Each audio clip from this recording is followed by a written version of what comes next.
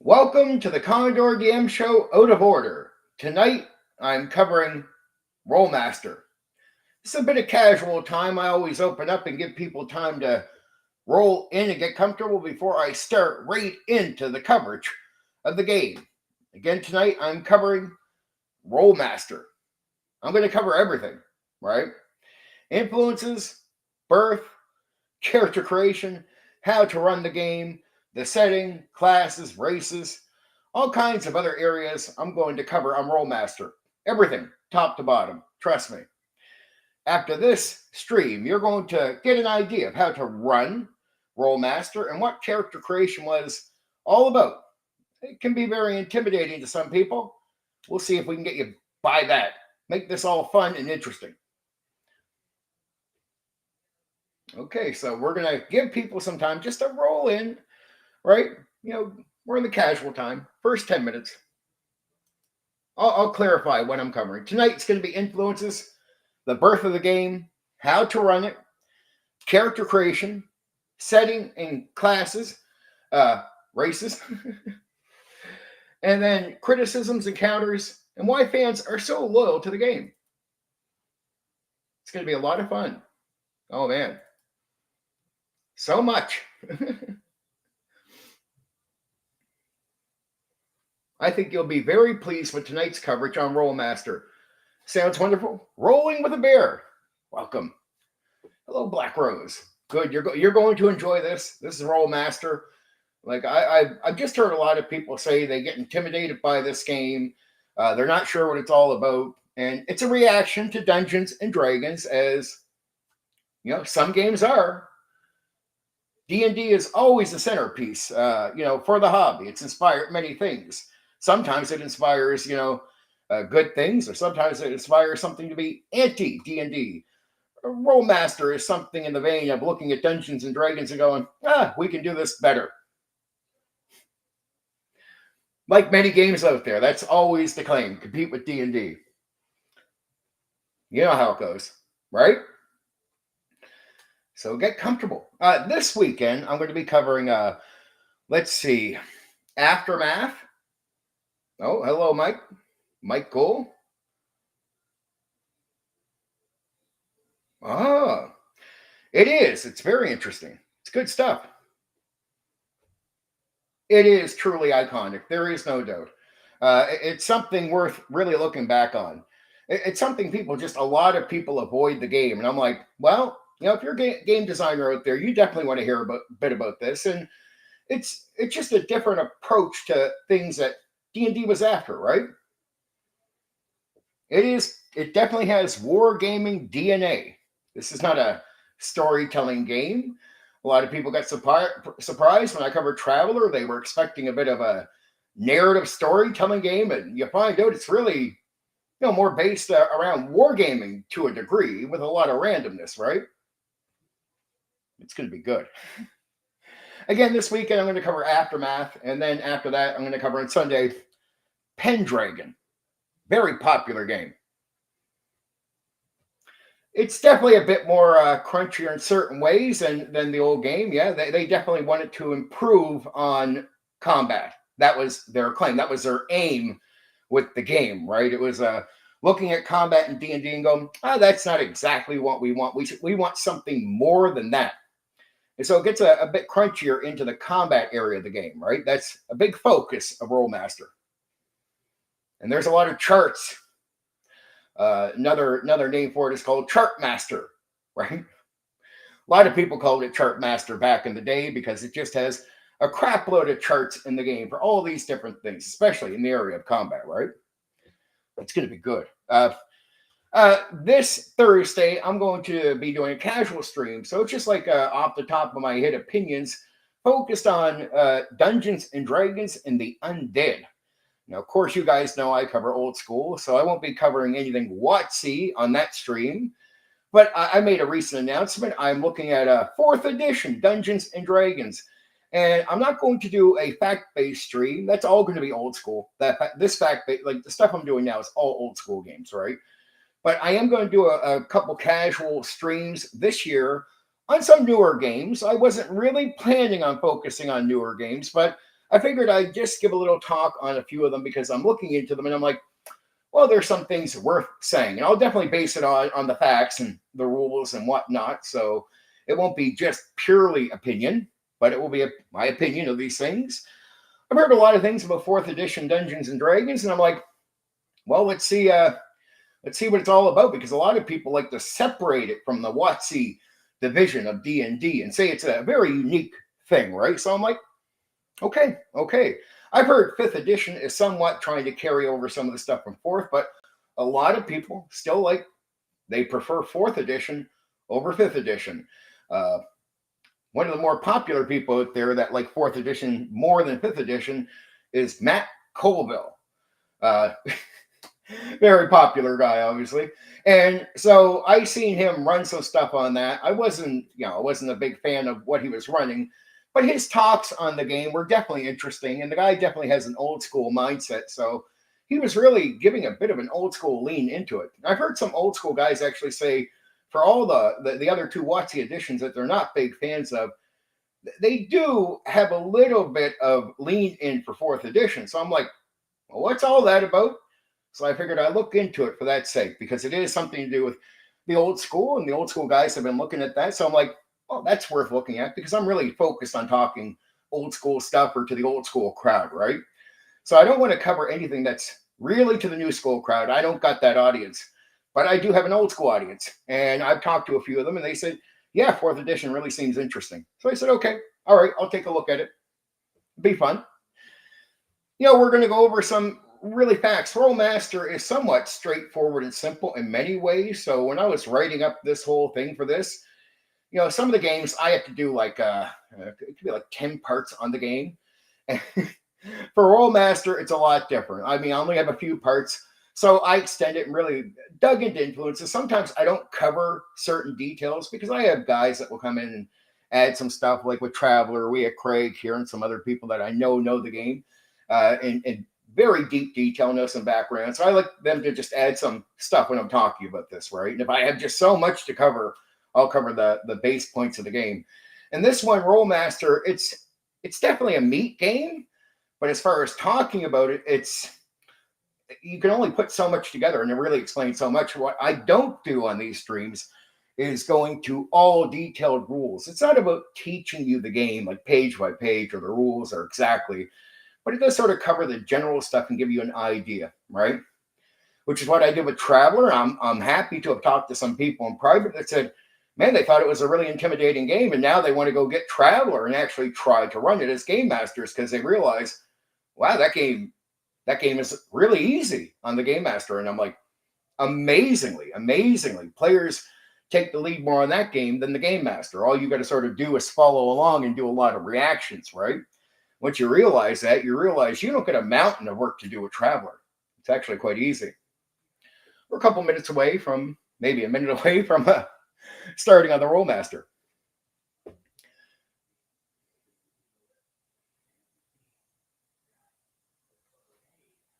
See, and that's where a lot of guys say it really leans into the miniature gameplay, which is what they favor, right? For the miniature guys, I talked to a few of them in private, and they told me like about their wargaming stuff. That's why I'm covering some war games this year, and I already had them, a few of them lined up for until May, right? So I'm going to cover them, and I figure fourth edition is right up that alley. Really focus on miniatures. It's just to show people that regardless of my personal take on miniatures, I play with them, I understand them, I know the whole thing, and I want guys that support me that like miniatures to know, hey, I'll take care of you. And they came to me and asked me if I cover some of that stuff, so I'm going to, because they know, regardless of my take on pure theater of the mind, I actually have a good amount of experience around miniatures and some wargaming, and they were like, well, if you know enough about it, let's hear about it, right? And I'm like, okay, I got you, kid. I got you.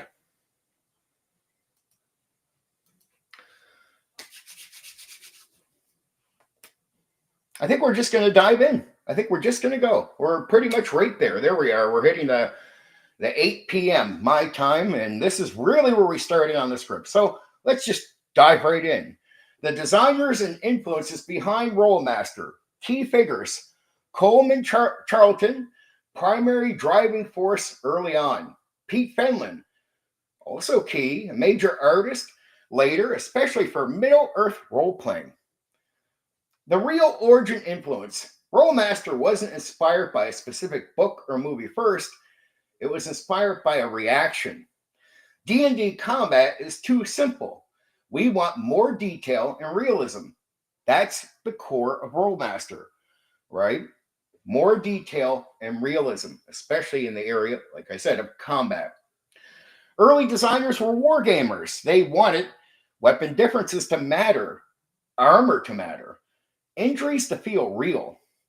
Rolemaster isn't built from fantasy inspiration. It's built from a dissatisfaction with Dungeons and Dragons combat.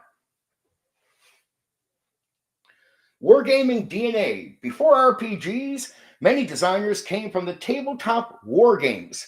That influence shows up in tables, charts, resolution systems, and simulation mindset.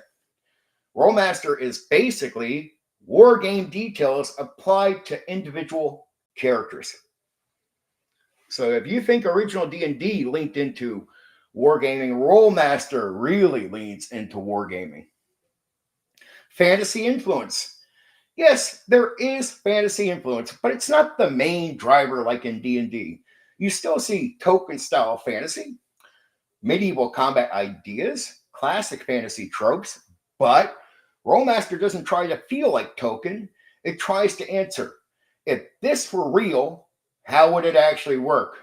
Simulation mindset, wargamers. It's classic in D&D, but these guys were trying to take it to an extreme. D&D was accepting that it was a role-playing game as it evolved. This thing is just going, no, we're really leaning into the simulation side of the game. Middle-earth role-playing, MERP, connection. This is a big one, right? ICE later got the license for Token, created Middle-earth role-playing, MERP, using Rolemaster mechanics. What this tells you, the system is flexible enough to plug into Token's world, but again, it wasn't built from Token originally. The critical hit obsession, where this came from. The famous critical tables, inspired by wanting combat to feel real, dangerous, specific, memorable. Instead of you hit for 5 damage, they wanted narrative outcomes from mechanics, which is what I do. It's something when I did Rolemaster, it's something I leaned into D&D more and more and more. I do pure theater of the mind. So that was something that I definitely got inspired from running Rolemaster, right? Oh, greetings there, Craig. What's up? I'm glad you made it, my friend. I'm just at the start. We're just going over the influences behind Rolemaster, so I haven't really dug in. I'm on that first part. Only down a bit. You're good. You're here in time. All right. Rolemaster turned combat into storytelling, but through charts, not narration.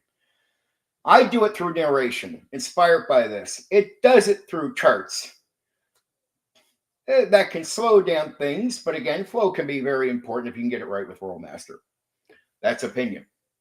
Okay, Pete Fenlon's visual influence.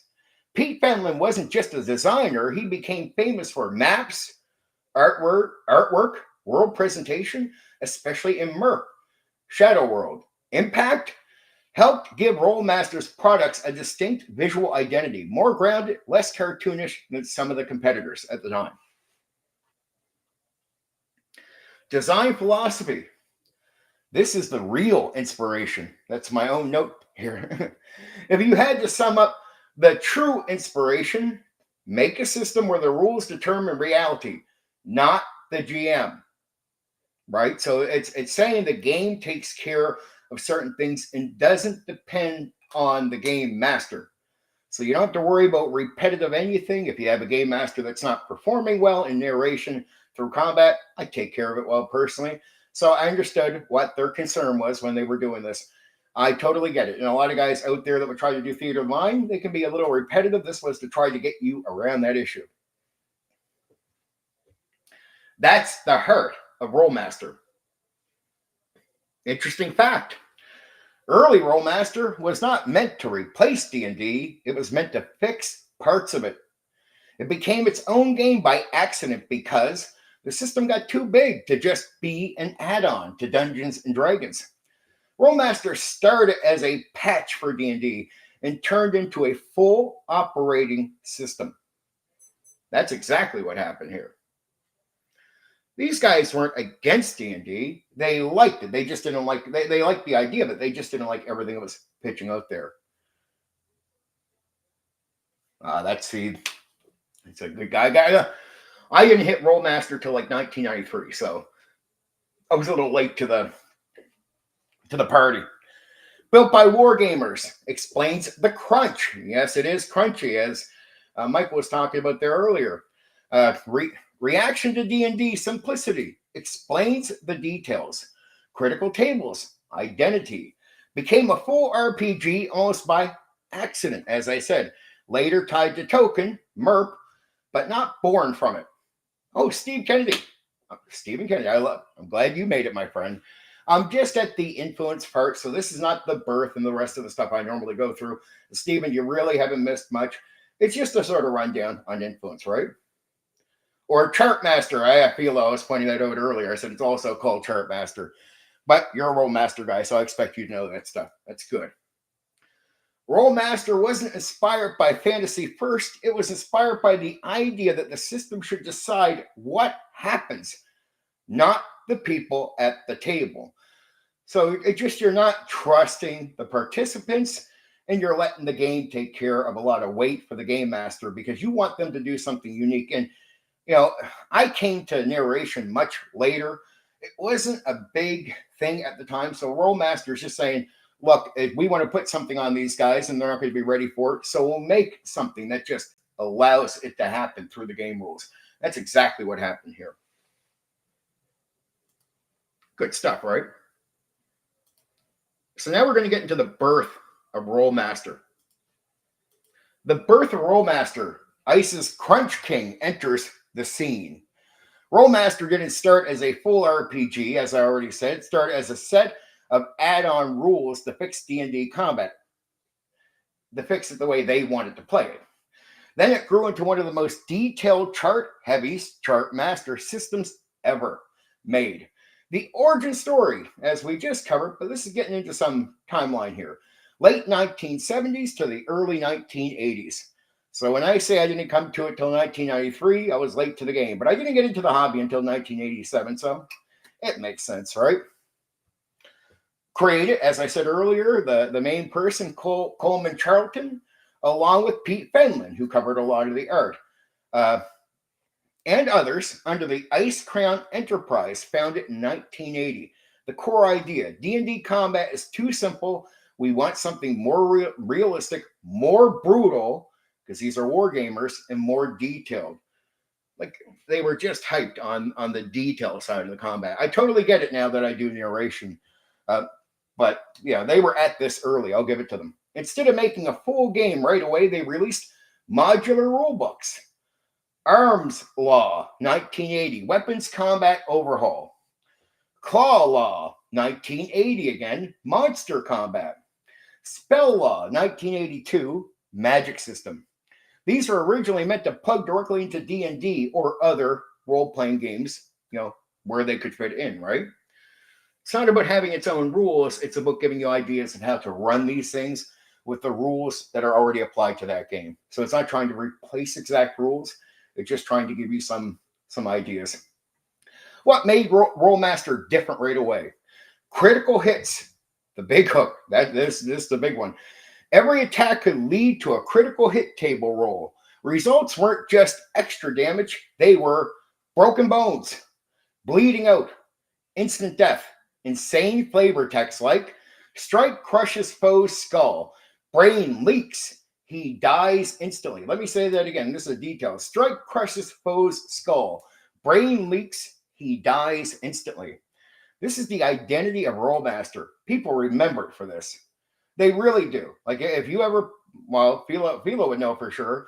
If you played Rolemaster, this is really what they were after creating. The whole in the mind imagery of combat, right? It was theater of the mind combat. This is what they really wanted. This is why I personally find theater of the mind combat more preferable. And just like these guys did, right? They went at it differently, but yeah. You can't always know who's going to be talented at the table to pull these things off. And I do some things, I met guys over the years that they can't do. Just it. Some people can, some people can't. If you can, you might not need something like this. But the idea with Rolemaster is even if you couldn't exactly do it, this is going to do it for you. Okay, weapon tables. No generic combat. Each weapon had its own attack chart. You roll plus modifiers equals result versus armor type. A dagger versus plate armor, a sword versus leather. Everything was hyper specific. Percentile system, D100. Instead of a D20, it used D100 rolls, more granular outcomes. You're not just hitting or missing. I always complain and say I don't like hearing, hit, miss in any combat game like D&D. It turned me off of combat and made it boring for me. So that's where when I got the Theater of the Mind, started really playing with that as a game master. It was more appealing. It was more appealing to them as well.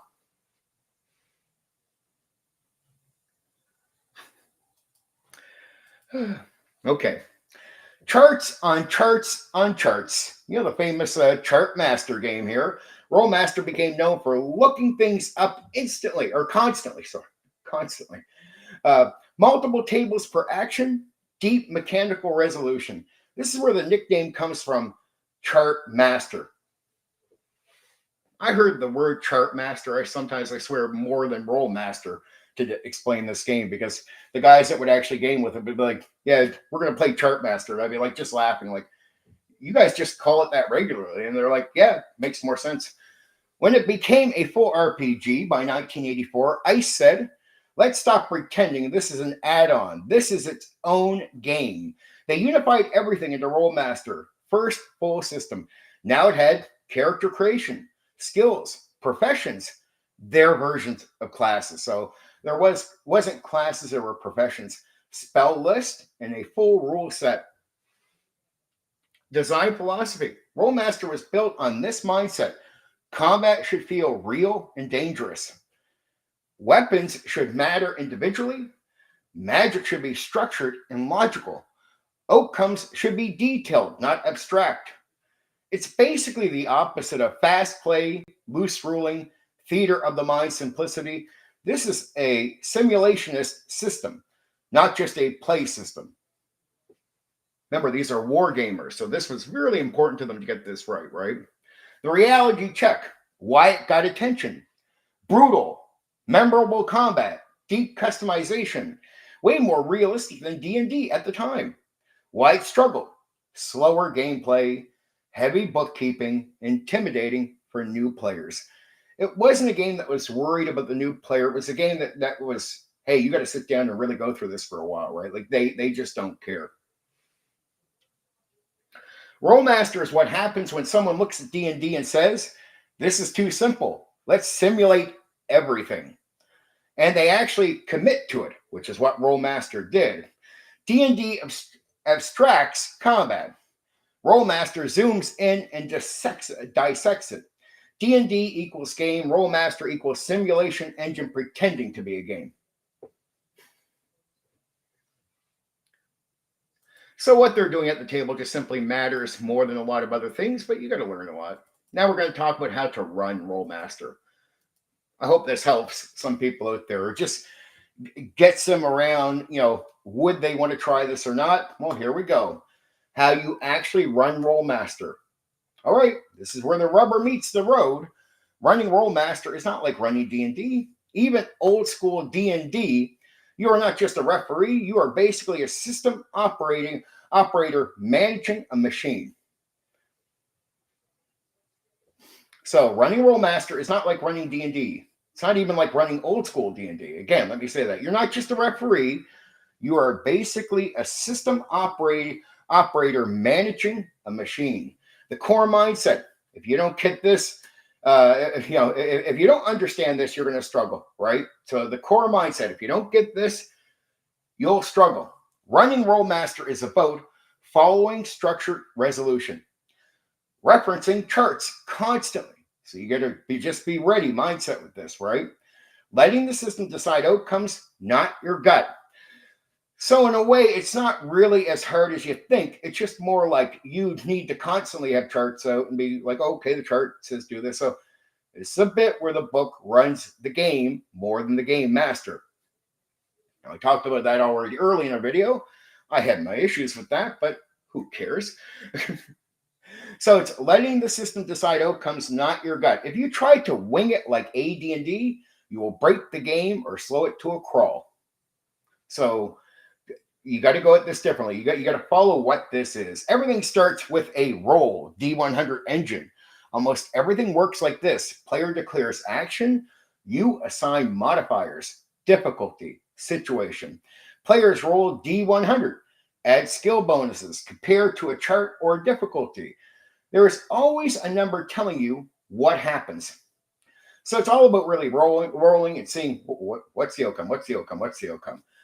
So guys would have it like set up with like, all these type of little things up in front of them, all set to run Rolemaster, because you're going to constantly be looking at charts and deciding what's going on based on the dice roll.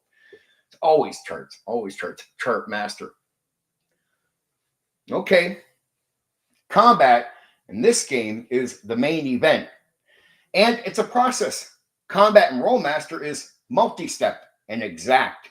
Sequence. Player attacks, D100 roll. Add offensive bonus. Subtract defender's DB, defensive bonus. Cross-reference, weapon type, armor type.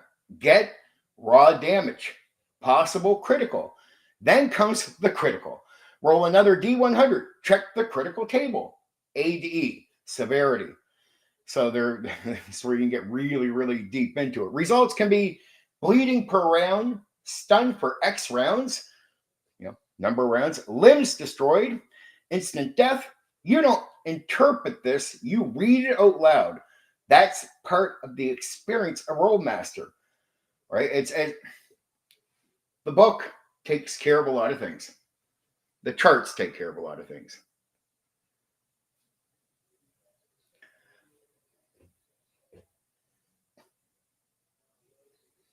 I hear you, Black Rose, yeah. You are managing information constantly as a GM. You are tracking hit points, bleeding per round, per round damage, stun duration, positioning, spell effects, initiative order.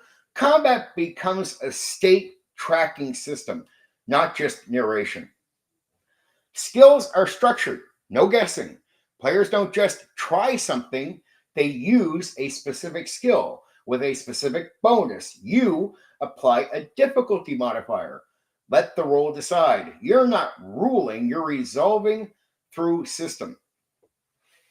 The book does a lot of running the game in certain parts. Is what it is. Magic is pre-built, not freedom. Casters have spell list. Each spell has exact effects, exact scaling, exact rules. You don't improvise magic outcomes much. You enforce what is written. Rules is written. Rolemaster was really heavy on really following what it was. It was made to be a more rules as written game where the game can start breaking down from what it is if you try to get too loose. So I guess if you're going to be okay with raw, this is definitely a game where raw is to be expected. Pacing is different. This matters a lot. Let's be honest, combat is slow. Early sessions feel clunky. Players will wait while you check charts. But once everyone knows the flow, it becomes predictable. Then it becomes smooth. The system rewards being familiar with it, not improvisation. So the more you really take part with the system, the more the players get used to it, the game master gets used to it, it improves with experience, right, over time. So it's hard to just be somebody new and make this work smooth and fast. It just takes some patience and time. It's not an easy game to get into, and they understood that. They don't shy away from that fact. Your role as a GM. This is the real shift. In D&D, especially TSR style, you are the final authority. You bend the rules constantly. You keep things moving. That's a Dungeon Master. And Rolemaster, the system is the authority. Right? You enforce it. You're the middleman. You interpret results, not invent them. So again, it's a lot less of you deciding you really want to go with what it's saying. That's what it's meant to be. For all the guys out there that say they like Raw, I'm like, Rolemaster is right up your alley, guys. This is exactly what you like. The honest truth. Running Rolemaster is less about creativity in the moment and more about executing a detailed system correctly. It's work. It's a job, right? And for the players mainly, it gets more fun as everybody gets good at their job, their role, as outside of their characters, just playing the game. In D&D, the GM decides what happens. In Rolemaster, the charts decide and you announce it. What makes it work when it does work? Very important detail. When it does work. Combat feels dangerous and real. That's the idea. Every hit matters. Players respect the system. Outcome feels earned, not arbitrary. What breaks it if you run it wrong? Trying to shortcut the charts, not knowing where the tables are. So, trying to just come up with stuff, don't. Follow the charts, know where everything is, so you're not just flipping out, installing the game, looking stuff up. That's really important. It's typical stuff, but in Rolemaster, it's necessary to get it right, right? So, letting players argue every result. Playing it like a loose ruling system. So, you let players actually, push back on stuff, right? That's when it becomes a mess. When a player playing it like a loose ruling system. So, the last part, not knowing where the tables are. That's where it is. Letting players argue every result. You don't want to do that, of course, but they're going to try. They're not going to be happy with a lot of outcomes in Rolemaster. I've heard so many arguments at the table, it's silly, and that's when it does become a mess. And most of the time, Rolemaster becomes a mess. That's just my honest experience. I imagine Philo will get what I'm saying there. Feeling of getting an open-ended roll and crit hard is something I love with this game.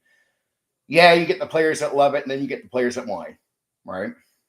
Running Rolemaster is like operating a machine. If you know the controls, it runs beautifully. If you don't, it grinds everything to a halt. It just took me, when I first experienced it, my problem was I had people that were trying it for the first time with a new guy, and this is my experience. It was just a mess. And it was a mess a lot of times because it would take a while. I mean, it would take a consistent while. Imagine Philo, from what you're telling me, is you actually played it quite a bit. I mean, I played it enough. I game mastered enough to get smooth, but every time we would change it with new players or something coming in, it just, man, it was a bit of a pain. That's my honest experience. I preferred to go back to G&D after a while, but I'm being real with you, right? Rolemaster character creation. Why it overwhelms people instantly. This is where most people either buy in or bounce off the system completely. Because Rolemaster character creation isn't just make a character, it's build a system of numbers that defines everything you can do. So it's more about playing to the charts and the way Rolemaster is. Being creative with character creation, that's not really what this game is about. It's really just playing to the system, which is what most character creation is. In a unique system like that, that means you're really going to focus on numbers. The core problem, why people freeze. This happens. In most RPGs, pick race, pick class, done. In Rolemaster, you're making dozens of decisions before play even starts. New players hit this and go, wait, what matters here? Stats. You generate stats, strength, agility, etc. But each stat has a temporary value, a potential value, what it can grow into. So it's not always just boom. You're going to be growing the character in a different way than D&D. So potential is potential value, what it can grow into. Already more bookkeeping than most systems. This is a nerd's wargaming joy. For certain people, this is awesome, but I found Rolemaster was appealing to a smaller crowd. Okay, race, more mechanical impact. Race effects, stat bonuses, skill cost, resistance, abilities. It's not just flavor, it directly affects your build efficiency. Step 3 here, because that was step 2 for covering, were stats and then race, as I just said. Now we're on to professions. This is where it gets real. Professions, Rolemaster's version of classes, but they mainly determine how expensive skills are. That's it. That's it. Okay. Your class doesn't define what you can do. It defines what is cheap or expensive for you to learn. Let me say that again. Your class doesn't define what you can do. It defines what is cheap or expensive for you to learn skill-wise.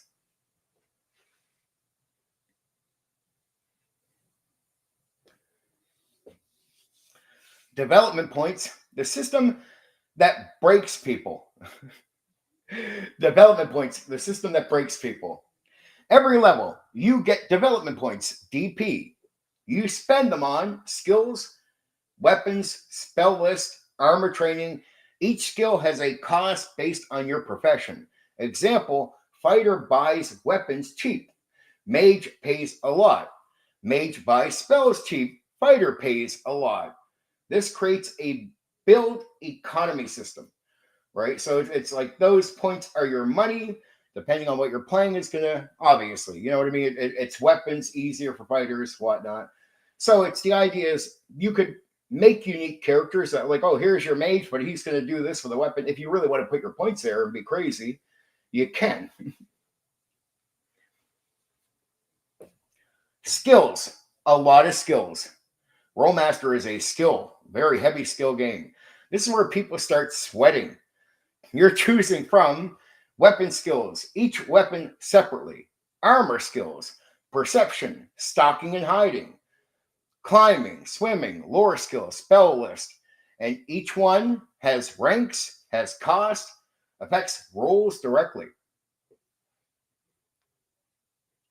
Now we're getting to the spell list for casters. Magic users don't just know spells, they buy spell list. Progress them level by level. So you're actually building up these spells level by level. You're planning what magic you want now, what magic you want later. This adds another layer of long-term planning. So it's an economy, as I said earlier, right? Like going through the game with your character becomes how do you want to use the things you're getting, and that will make your experience different each time. At least that's the plan, right? That's the idea. Why this overwhelms people, because it really does. The real reasons, too many decisions up front. You're making build decisions before understanding the game. You haven't even played it yet. No clear right answer. It's not like it's exactly telling you how to play the game as you're going through this stuff. You're like, I mean, you have to play it for a while to get used to this process. Then you'll know when you're going in. But that's Rolemaster right there. Rolemaster is all about just, you're going to trip your way into it. And then you want to play it a lot. That's all. Rolemaster, it improves through experience. That's opinion. Well, it's true in opinion, right? But it really is. You got to play it a lot. Yeah, I just don't see people coming out of the box ready for this. There is no obvious best path. You can build a bad character easily. Everything is a trade-off. Spend points here, lose power somewhere else. It feels like math homework. It does. Cost, tracking, optimization. Rolemaster character creation is not, it doesn't feel like natural, intuitive, right? It doesn't feel that way. It's a system you have to learn before you can enjoy it. In D&D, you make a character. In Rolemaster, you build a spreadsheet. That's so true. But why fans love it? Once it clicks, you can build anything. No hard class restriction, deep customization. Feels like your character is truly yours. This is why fans defend it hard. But it's all about getting to the point of being able to do that, right? Oh, there you go, Philo. Philo knows what I'm talking about. Like, I seen a lot of guys drop. They were not happy with the experience going through that with Rolemaster. A lot of people sour went right back to D&D, right? I mean, I stuck with this for a while, Philo. I never just gave up, and I ran it. So, I mean, I put some actual time to this. And I think I got pretty good, but it really becomes no good when I didn't have enough players staying long enough. That was my issue a lot of times. I had a lot of new players constantly coming in and out of this. What it really is, Rolemaster character creation is not beginner friendly, not fast, not forgiving, but it is deep, flexible, extremely rewarding if mastered. Rolemaster doesn't give you a character, it gives you the tools to engineer one and expects you to know how to use them.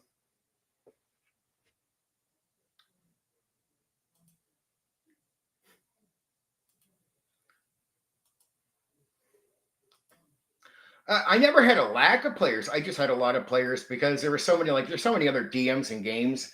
So guys would be like, yeah, we're going to go back and play D&D, right? I had a few guys that were actually pretty good and stayed for a while. Like, I had a fair experience. It just, I know guys that played Rolemaster for like 10 years. I mean, obviously, I didn't do that for 10 years. I had other games going on, plenty of them. But this is one where I spent about 3 years on it. And I would say I had really two good players. And we had some sessions where it was just me and them. And we could do a lot of the smoother stuff in the game, right? It's just when I get past them, we're bringing some new guys in. A lot of guys would fold, right? They just had other choices, other game masters, other tables, right? But I get what you're saying. I mean, if you were lucky enough to have consistent players for a long time, that's really good. Settings, races, or classes. Rolemaster is built more like a toolkit system, not a here's the world, go play the game. So it's not Traveler. Setting, optional, not core. Rolemaster does not require a setting. The base game equals system only. You are expected to use your own world or plug it into something else. This fits its origins as a D&D add-on. So remember, it's originally meant to be an add-on for D&D. So it's like if you have another world from D&D, you can plant this in there. You could use that world potentially for this system. But there is a setting. Isolator created Shadow World. This is high fantasy, very detailed, heavy lore, typical ice style, includes powerful magic, ancient civilizations, weird high fantasy elements, sky cities. But a lot of groups never used it. So if you got like Philo's lucky, like he had some guys that really stayed in it for a while. I don't know. I seen a lot of guys fold, and a lot of these Rolemaster was an up and down game. When you met guys that were into it, they might be like Philo. They're in. I committed 3 years to the game, and I wasn't as into it as other games, but I actually did. I committed like 3 years, which was a long time, for any game. But yeah, I just got tired of just not having a consistent core group of guys that were really good. And I had a few great sessions, but it was like just not enough. Just not. I wanted more. I would have liked more. But in a way, there was another thing I wasn't. I hated the slowing down of combat through charts. Even as you got smooth with that, it's still a little slightly slower than some of the other stuff I was doing in other games. So I could feel it personally because I was doing so many other games. Races. Yes, there were races, but expanded and mechanical. Oh, Crackbone Chartmaster, he knows it. Rolemaster has fantasy races similar to D&D. Humans, elves, dwarves, halflings, but also a variants of elves, more exotic options depending on the book, key differences. Races are mechanical heavy. Effect, stat bonuses, skill cost, resistances, not just flavor, they directly impact your build, which is what everything is meant to be here. It's more about simulation and this stuff more than, hey, let's put something cool in there. They're cool stuff, but this is all about the gameplay first, right? Classes, professions. But they work differently. Yes, Rolemaster has classes called professions. Examples, fighter, thief, magician, cleric, ranger. The big twist. Professions do not define what you can do.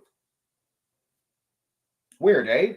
They define how expensive things are to learn. That's going back to that skill thing, right? What that means, a fighter can learn magic, it's just expensive.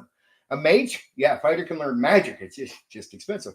A mage can learn weapons, also expensive. So instead of you can't do this, it's you can, but it still costs you. So the idea is, hey, likely you just probably want to, if you're the caster, you get magic. If you're the fighter, you get weapons.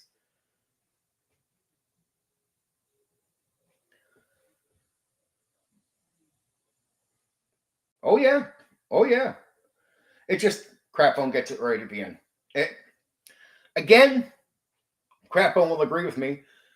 If you're experienced at it, you can set yourself up to get around some of the clunkiness, but that takes a while to get used to, and it's good to have a consistent group of players like Philo. But if you didn't have a consistent group or they weren't playing that much, the clunkiness you'd feel, like you'd actually feel. You could not get around feeling it all the time. So it was always, I always found there was a lot of potential there. I just didn't get the best and best all the time. And I wanted consistency because I played other games where it's like, that's great, pretty consistent. Get here, oh, how's tonight going? Who do we got? What this really creates, Rolemaster is not class-based like D&D. It's closer to skill-based with class influence. So Rolemaster has races and classes, but they don't control your character the way they do in D&D. In D&D, your class defines you.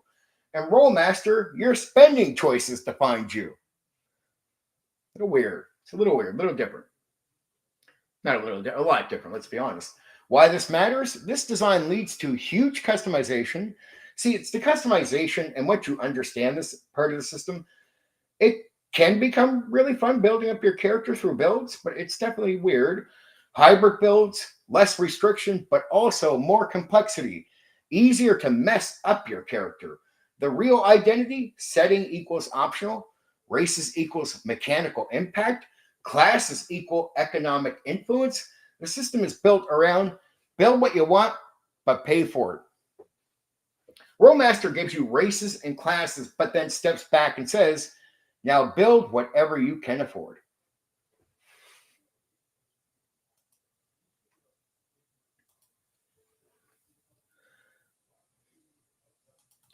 See, this is what I mean. Like, we're going to have a lot of free talk because, yeah, I get so much for this, and it's Rolemaster. Like, it's pretty direct what I've told you. Everything I just told you, Philo could back me up on this, so could Crapbone.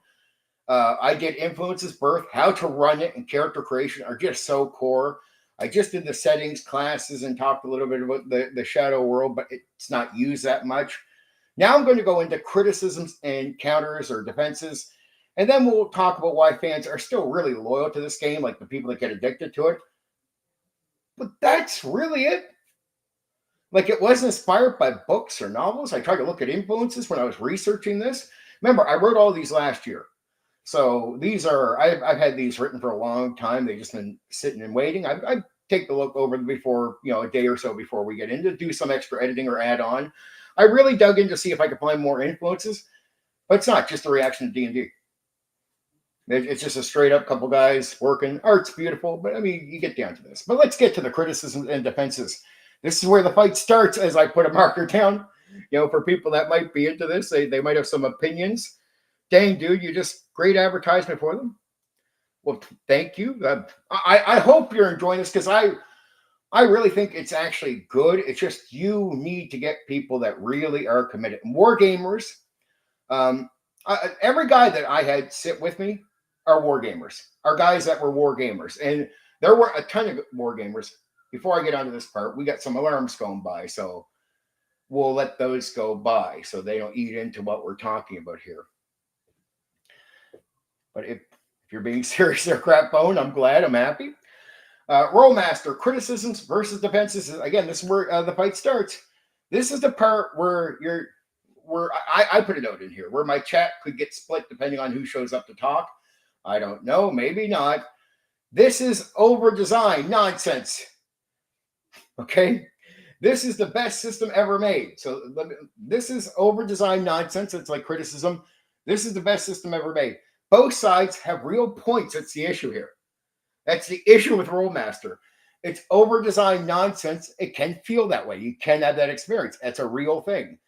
But it's, as Philo might say, it's probably one of the best systems ever. Oh, yeah, geez. I mean, it might sound crazy how many old school games I'm like listing that I tried, but I really did. I played them all, ran a bunch of them. I did some wargaming for real. Just because we had some wargamers in the hobby and they liked me so much socially that they would just bug me in. I didn't spend as much time at the wargaming, but I did some, right?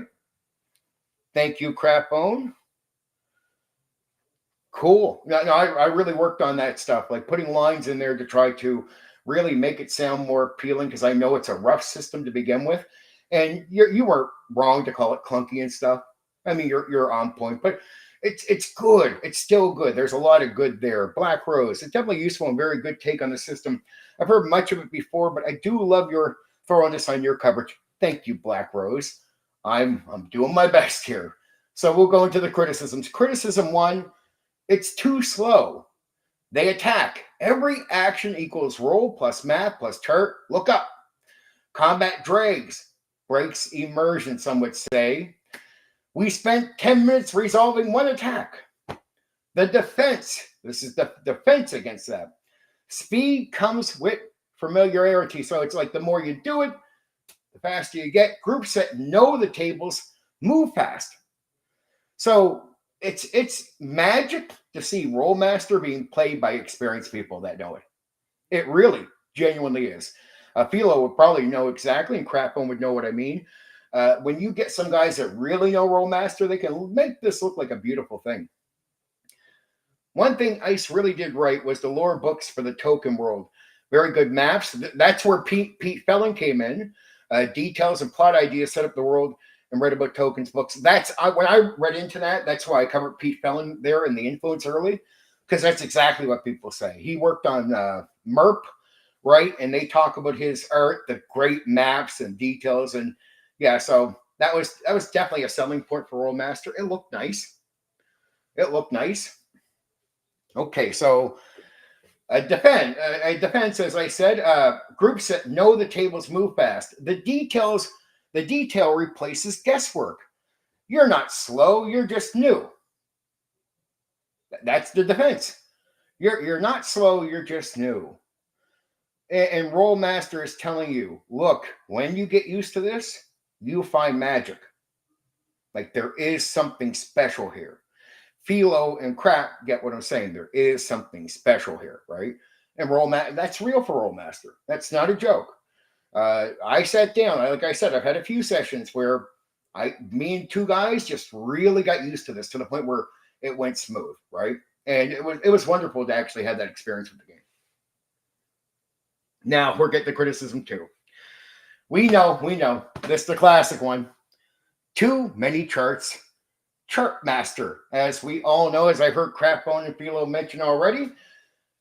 Okay, they attack. You're constantly flipping through pages. Feels like doing paperwork. Not intuitive. The defense, the charts are the system. This Philo loves this stuff because what it creates, right? They provide consistent, unbiased outcomes. That's where you don't want the arguing. Let the charts bypass that. But, some people can be sour. Removes GM fiat. This is a rules as written game. I'm sure Crapbone and Philo here both have experience with the game. They'll agree with that statement. This is a rules as written game. Like if there's any game where you'd be like, you want to do that raw, you should do that one raw. Rolemaster is a raw game. The chart isn't the problem, it's the point.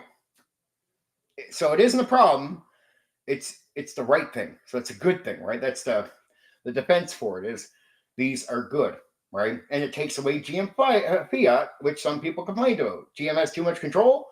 Not in this game. Okay. Overly complex character creation. This is the overwhelming thing on players. They attack, too many choices, easy to mess up a build, new players get lost.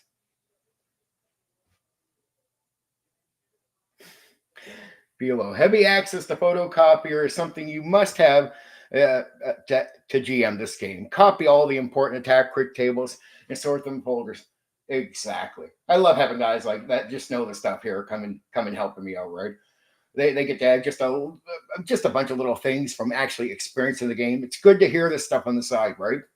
Back in the 90s, all had to access a photocopier.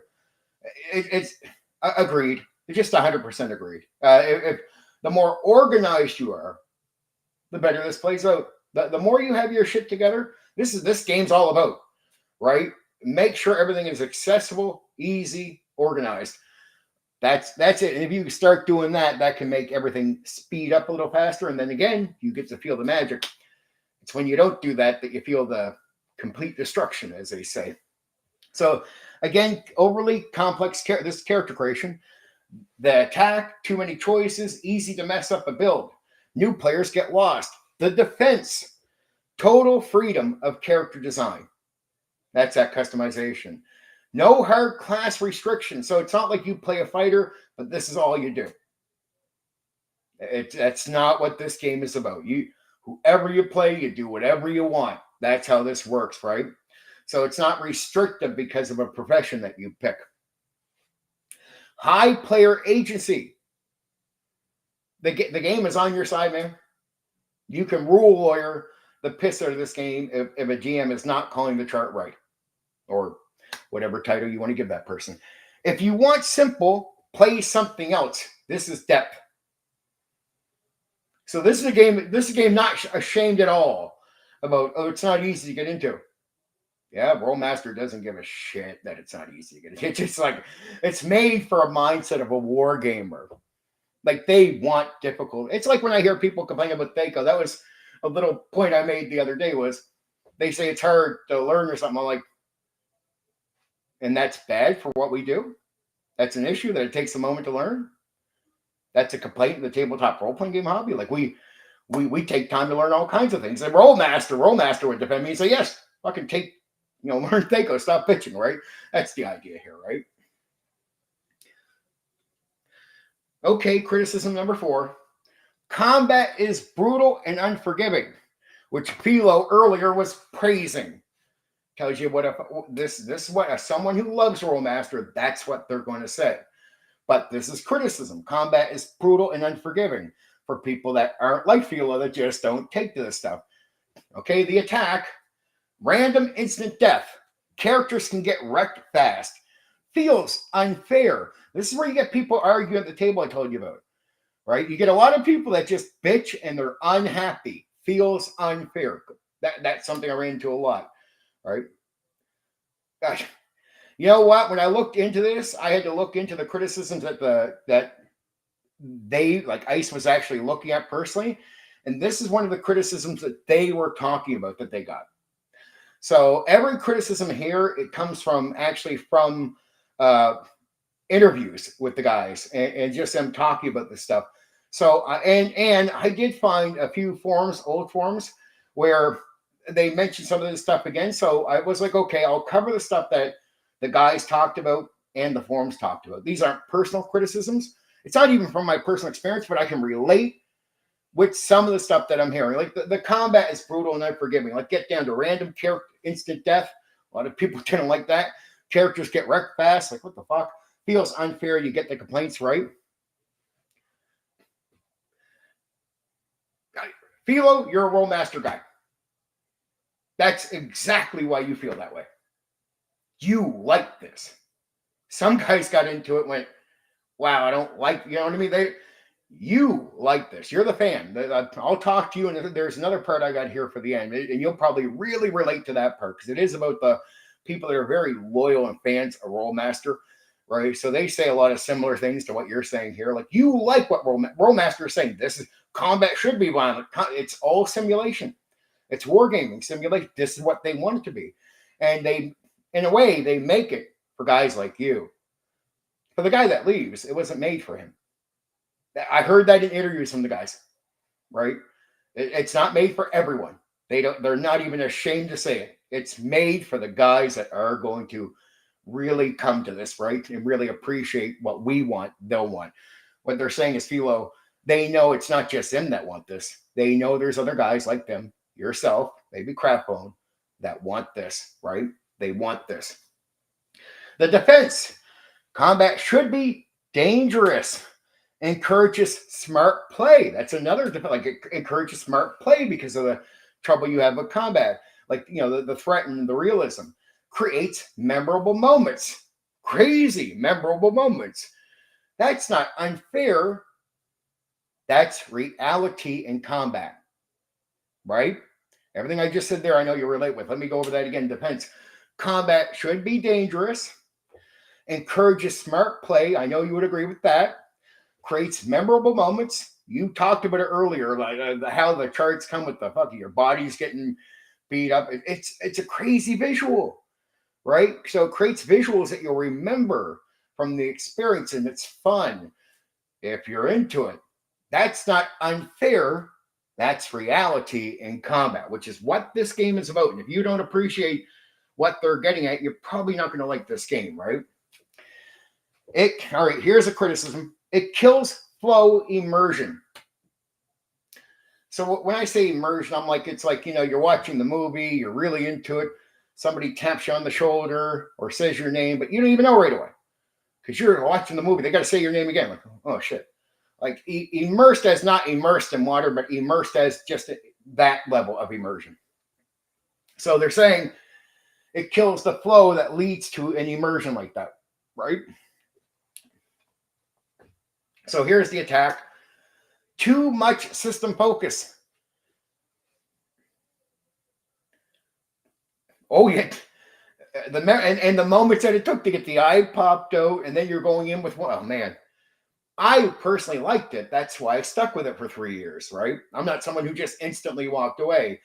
I just did so many other games. You get what I'm saying? I was so committed to other things that I wasn't maybe like you. You were probably a more committed fan of this stuff because these guys are like you.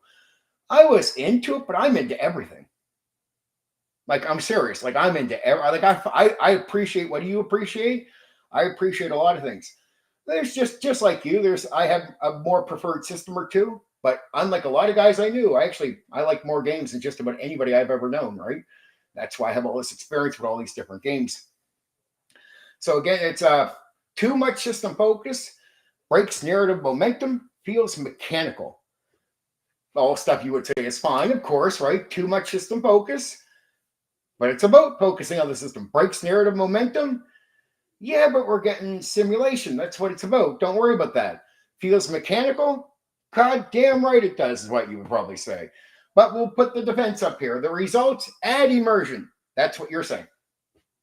Getting the eye popped out, the hand cut off. It's the visual immersion that you're getting, right? It's that visual in your mind. All the details, and you got to play that out in your head as you're being told. The arm cut off. It's visual. So the results add immersion. That would be your argument, I would imagine. Critical description creates story moments. We're getting into some of this stuff. Less hand waving, more grounded experience, more realistic, more dangerous stuff you've already been saying. See, when I went to look at the defenses, I was looking at what people like yourself are saying. So everything I bring up here is not my own opinion. These are opinions from actual people that like the game, probably more than me, probably closer to your zone, right? Reading is brutal. Critical is more. Reading a brutal critical is more immersive than you hit for 6 damage. So again, the 6 damage is one thing. You exhaust somebody like, 6 damage. You're talking about like the eye gets popped out, right? That's where they're saying this is a good thing. That's defense. It's like, that's amazing. That's all visual. Okay, criticism number 6. You need system mastery to have fun. As we already talked about, there's some truth to this. It's not like all criticism is wrong, but it's for players like you, you just probably don't see the problems. You don't have these issues with it. The attack, high barrier to entry. That was a big issue. Having a hard time getting into games and just sitting down and playing. That was a big complaint by a lot of people. Like, that should be something you should just do. These guys didn't care about it. I'm sure you're in that same zone. Like, who cares? It's meant to be a game that you got to take a minute to figure out. Not beginner friendly. Feels like work. That was a consistent complaint I heard. Feels like work. The defense mastery is rewarding, and rewarding enough to go through what you've gone through to get there. Long-term payoff is huge with the experience of really knowing your shit. Like when you make this run like magic, you're in. You're in. Merp is a starstruck. You're right. System loyalty comes from investment. Philo, I did a bit. You probably did way more than I did. I could tell you love the game. System loyalty, you'll agree with this, comes from investment. The more you invest, it just means you love this thing. Like that's all it's saying. That's clear. It's not for everyone, and that's fine. This is a line from the actual designer. So I said, he acknowledges that it's not meant for everyone. It's meant for specific guys like him and you, right? It's not for everyone, and that's fine. Okay, the real divide. We're past these sort of back and forth stuff. We're going to go through it. We're still on this area. The real divide. This isn't just about mechanics. It's about what people want from RPGs. Side A against Rolemaster.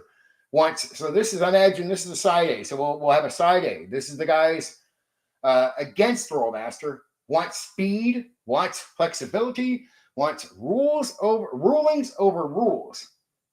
They want Dungeons & Dragons, right? Side B, for Rolemaster, your side. Wants structure, right? Wants precision, all these exact things and the details. Wants the system to decide outcomes. No, GM, you don't gotta be all over the place on this. Just let the game run. Let the shit happen to me that the game says, and it appeals to you, obviously, what the charts are doing for you in that game. The brutal truth. If you think Rolemaster is bad, you probably value speed over detail. If you think it's amazing, you value depth over speed. That's the divide. No way around it. So this is where even the designer understood. He understood just from meeting people he already knew playing D&D, right? There's guys that are okay with a certain experience, like war gamers, don't mind a slower pace to get things and play that out. That was his idea. But I mean, just lots of guys like you, doesn't have to be a war gamer, but guys with the mindset. So if you think it's amazing, you value depth. Again, that's the divide, right? Speed over detail. You go, no, it's okay. We can slow it down a bit. Let's get these details out. Let's picture all this in our head. Let's do that, right? The identity war. Rolemaster isn't trying to be fun in the same way D&D is. It's trying to be accurate, detailed, consistent. D&D asks, what feels right? Rolemaster asks, what actually happens? So get rid of your feelings. I don't care. What happens? All right, let's simulate. Boom. Why this argument never dies? Because both sides are right. Yes, it's slow. People that don't like slow, they're not wrong to say it's slow. There is a slow side to Rolemaster. That's a bit of truth there. Yes, it's deep. It is deep, of course. Yes, as Crapbone pointed out, it's clunky. But the other side, yes, it's rewarding. So then it's a weird thing is the negatives and positives, there's truth to them, right? It depends on what you Philo, and others like you, maybe Crapbone too. It depends on what you value. So this is going to sound more appealing. This whole stream will sound more appealing to guys like you when I'm pitching all this stuff.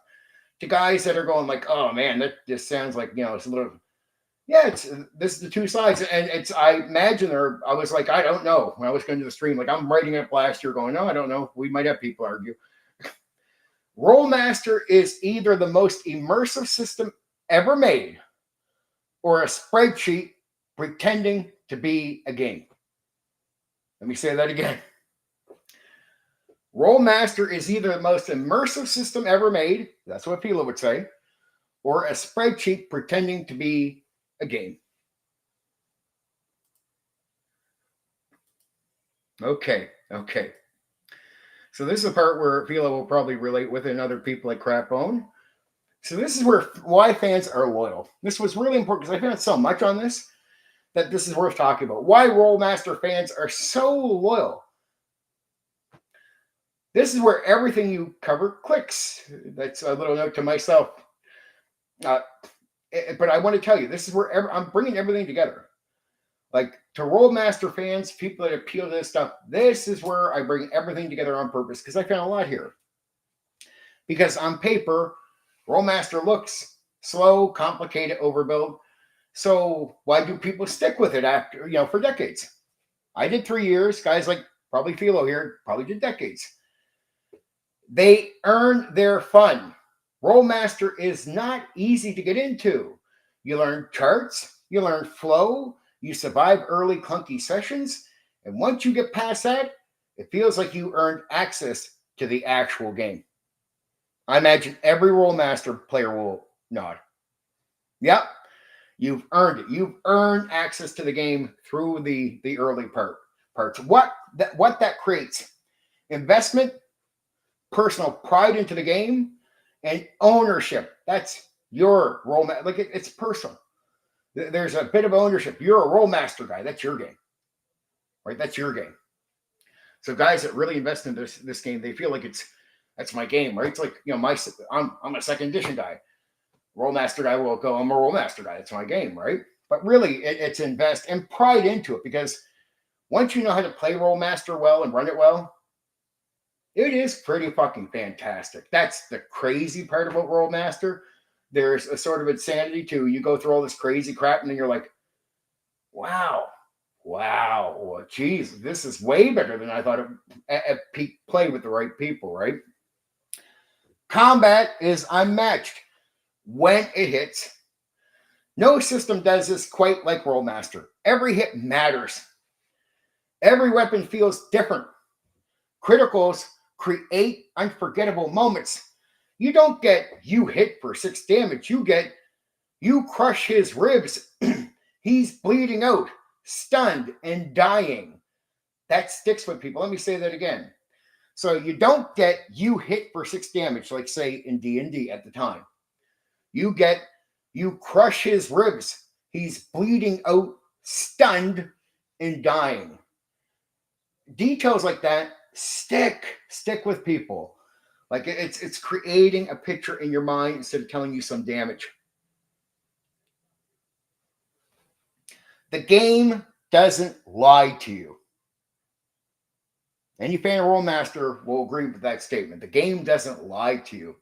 In many systems, GM softens blows. Rules get bent, fudging dice. Outcomes feel subjective. Like, was that really? Did I make it through or did you let me make it through? And Rolemaster, the chart says what happens. And that's it. So you never have to worry if you earned it or not. Like you feel like chart says you kicked some ass or you did the right thing or you got through or you did this to that guy. And it's like, that's what you did. No vague, no nothing, right? Players trust the system. That trust is huge. I've never met a Rolemaster player that hasn't had that feeling about trusting the game. No favoritism. No GM saved you. That's important. No GM saved you. But also, no GM screwed you. Like, I always said that. The one thing I took from Rolemaster is that mindset to my players in D&D. Well, and you've heard me say it in a few videos. As long as they feel like the system, like me, the mishandling of the system doesn't hurt them or take away their character, if they feel that it happened from their mistakes, like they weren't cheated, which is what Rolemaster is really doing for you here. So no GM screwed you. That's really important. And that creates the trust and everything. You're satisfied. Total character freedom with consequences. You can build almost anything. Hybrid characters are real, like a fighter with spells. No hard class walls, no limitations because of classes. But you pay for bad decisions. Oh, yeah. That creates meaningful character building, not just picking a template. Like once you know this, once you know character building, it's fucking, this game is unique for that shit. Really unique. I personally enjoyed it once I got used to it, of course. But I mean, once you understand it, it's good. It really is good, but it just what can turn people off is taking so much time to get to the point where you're really understanding that to play with it. Long-term payoff system, what I pretty much just mentioned, right? Rolemaster gets better the longer you play. Players learn their builds. GM memorizes key tables. You use them so much, you're going to remember. It really does happen. Oh, I'm covering that, Philo. So be here. If you got the books, be here for that one.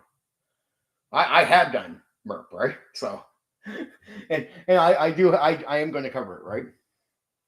That's good that you got that and you haven't touched it yet. Maybe I'll get you to touch it. We'll see.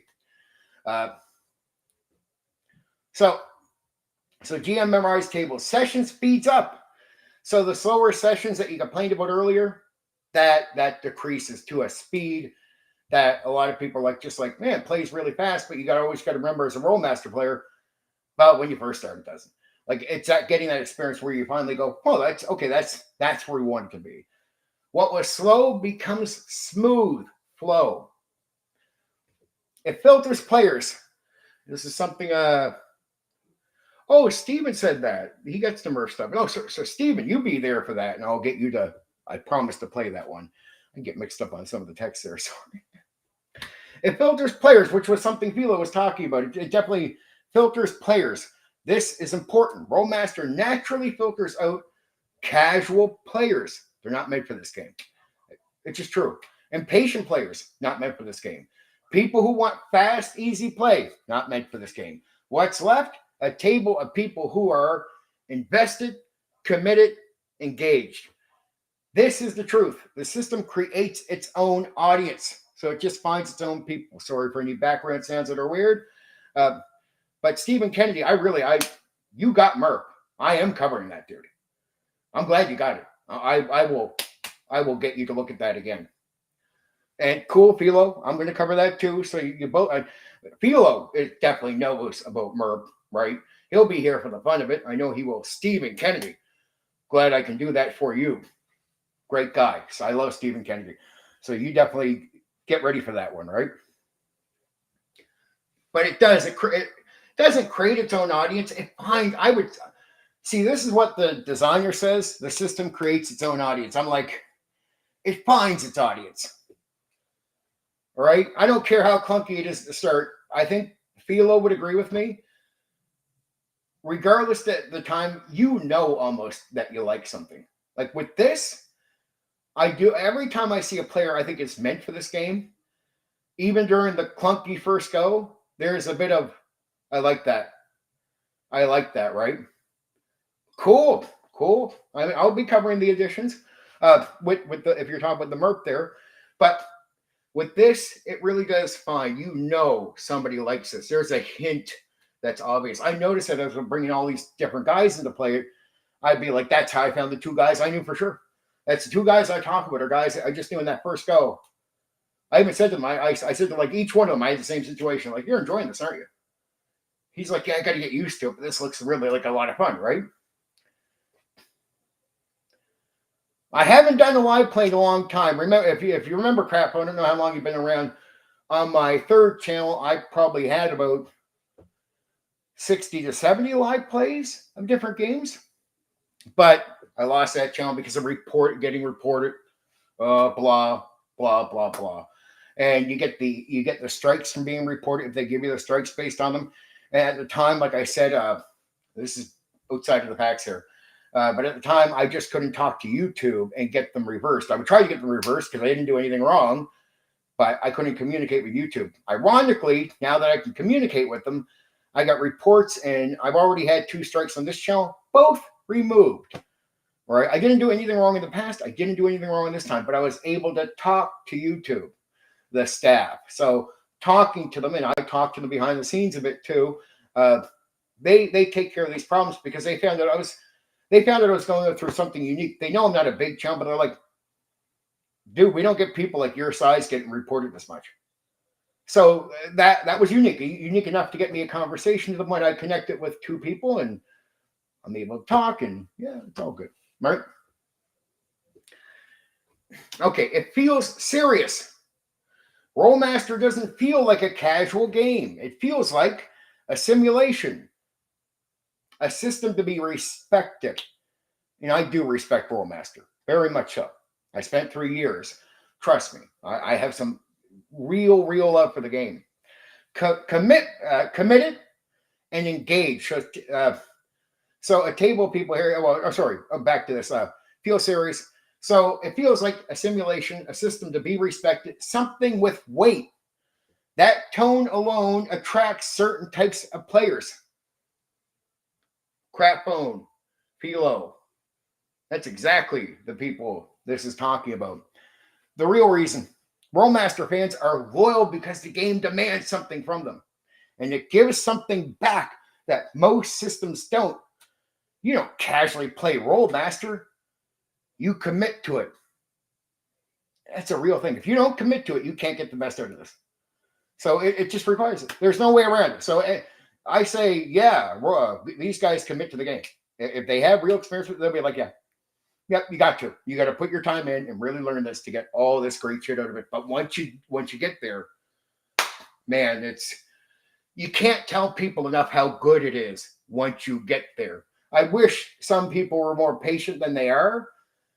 They just aren't. Again, Philo talked about it's getting rid of these loose guys out of the game. That's what it does. The truth most people miss. People who hate Rolemaster bounce off early, right, guys? Only experience the friction. People who love it, push through, learn it, they never want to leave. Once you touch the magic, I mean, I touched the magic at the end of my first year. I had a great session, and it kept me for 2 more years. Why? I'm very busy. So that's just to tell you, yes, it feels like you just never want to stop playing it. Oh, Philo agreed. 100% agreed. In a way, I thought about doing that one first, but it's like, I mean, it's based off this. So I sort of I want to do this first before I get to the MERP in many ways, because I felt like this was a scratch game as a reaction to D&D. I just felt like this, in order, weirdly, this is the right one. Personally, my opinion on this to cover before I cover that, right? Last couple of things here. Rolemaster isn't popular because it's easy. It's loved because it's worth it to the people who stick with it. Rolemaster isn't trying to win everyone over. It's trying to find the people who won't quit on it. That's it. And once it finds its people, you hear its people in this chat right now. That's what it does, baby. And to be honest, the guys that know Rolemaster, I covered it. I'm surprised over an hour. I'm very happy because I felt like I went through that really quickly. At least I'm not done. We're in casual mode now. I'm going to do one of the casual things I do in casual mode, guys. Right? Hope you're very happy with that talk. I hope I've at least communicated what it is, because I want the people that would want, because as I said earlier, Philo and Crap would get this. The guys that hear this, that this will appeal to, it will appeal to. Like Crap said, that earlier thing he liked. Probably some people aren't big fans of what they're hearing about Rolemaster because they're the loosey-goosey players that the game is talking about, right? So it's who's ever listening. It's going to sound appealing to the right people.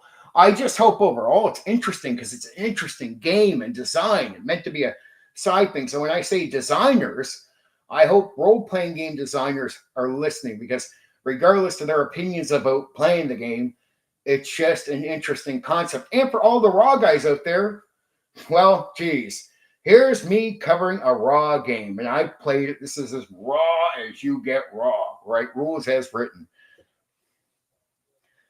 See, I know, I knew the guys like you, Philo, because I'm talking, I'm hitting on the things that get you hyped, right? I mean, it makes me think about it too.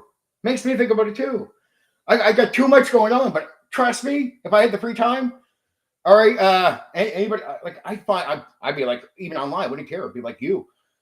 I know you fucking in, Crapbone in, let's go. Crapbone was in, asking me if I do a live play on this. If I could get, when I get some free time, I'll look at some of these casual things. I'm considering a live play, but as you guys know, it's hard for me to recruit people because of stuff. I won't go into the drama, but we'll just say, I have a hard time recruiting people because of rep, right? Leave it that. But if I knew I can get a couple guys like you that really know the game well, because I can run it pretty well, yeah, I mean, even if we did it private, I wouldn't care, right? But I'd have to make the time. Understand, I'm a very busy guy. Like you guys can tell that, right? I invest a lot of time here to YouTube, and then I got to do work, and then I got games with other people, tables, and I even got a World of Darkness extension coming up. So it's like, holy shit! I knew this is going to be an issue for me, covering a lot of these because I covered World of Darkness, and I'm like, I got to play World of Darkness. And I covered Traveler the other day, and I'm like, I want, every time I talk about this stuff, I want to go play them. I'm just like, but I don't got the time right now, so I got to find time.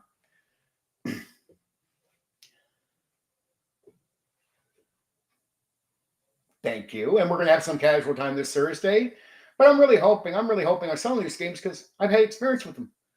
Like, I love each one. There's a little there, but I'm a crazy person. I love everything about gaming. You'll be like, I like this. Well, here's what's weird about me. I like a bit of the D&D loosey-goosey, but I like this too. It's like I like being a DM with control when I run Dungeons and Dragons. I'm completely fine, and I enjoy when I give up that complete control in Traveler. See, I'm someone who can just find appreciation with all this stuff. I can appreciate the different experiences and see the value in each one, right? Oh man, you wouldn't have to be perfect, but you're a guy who gets it. That's a good starting point. And if you add me and you add Philo in there, and it just got to get people like you would lean into the stuff I talked about, not lean away. So if the game sounds appealing to you, Crapbone, you're safe. You're a guy we're looking for, even if you have a bump. But I can already pretty much clean up. So all I'd have to do is Philo serious, I'm serious, you're serious. We can have some good combat. Maybe find another guy or two, but again, that's time. See, I'm an addict. I try to tell people when I say I did all this crazy gaming when I was young, I didn't do it to brag later, but I mean, I have some crazy numbers and sessions and that, and people are just like, at first they're like, "What?" But now, if you understand how addicted I am to gaming, you start going, "Oh, you're a maniac." Yeah, I'm a fucking maniac, but in a good way. I love gaming. Well, you're hitting right on there. I can do casual. I can adjust to a table, but I don't play as much now. It's more that I always usually prefer the game mastering, referee, storytelling, whatever role you put me in. I like to lead the charge, if you get what I'm saying. But yeah, I like to just be at the head of the table. It's not a brag thing. It's just a position I'm comfortable in. And so people don't mind me taking that. Now, I do share things like World of Darkness. I have another guy that's going to jump back and forth with me running it. So I'll play a bit in that. But that World of Darkness is really made for that. Because we have there's two groups and you can play. It's very social games and stuff. It's a very social game. You guys know that. If anybody knows World of Darkness, you get what I'm saying. Can you draw a lot of players? And so what can happen is instead of separating two games, you really come up with 2 or 3 people to run it. It's like shared world automatically built in. Like we talk about shared worlds in D&D, and World of Darkness, shared world it's like LARPing. There's a bit of an expectation that you be ready for it because you're likely to draw a lot of people in that are going to want to be more social, right? In that game, that's why you get the goss, and that really does. It draws a lot of non-normal TTRPG people. World of Darkness really does do that. But a lot of people that normally wouldn't play D&D and stuff, they actually get drawn in through World of Darkness. So there is an effectiveness to bring some people into the hobby through that game, ironically. So I brought some people into different games where it's like, you know they would have never initially gotten to tabletop role-playing games once you understand, meet them, and understand what got them to World of Darkness, because it's LARPing and stuff like that that really attracts people. There's the LARPing part of World of Darkness is huge. Huge. Very, very fun stuff. But I don't want to get on that. We're too much. We're doing our little focus on Rolemaster. Love for Rolemaster, baby, right? I think I did a good job on that. I hope. I'm glad you guys enjoyed. That's the main part, right? But I knew all these games where I'm going to variety. Not everybody likes the variety. Some people like if you stick to one game or one game this. I'm hoping the element that I bring to this, it gets a lot more people listening to this stuff, is just think I'm bringing the old school together. So there is an underlying connection. Like it's the idea is, hey, old school. Crapbone is a guy who definitely fits into the type of audience that would definitely appeal to a lot of my content right now, which is he likes a variety of games. I know a lot of guys in the old school. And I find the old school is play more games. So I said, well, that's a thing with the old school. The new school, it's hard to get a 5e guy to go play World of Darkness. Back in the old school, the idea of playing different games is so normal that I said, if I have an old school crowd, probably a lot of these guys played a variety of games. So maybe not every stream will be boom, but there'll probably be some streams where there's a lot of mixed guys in there, right?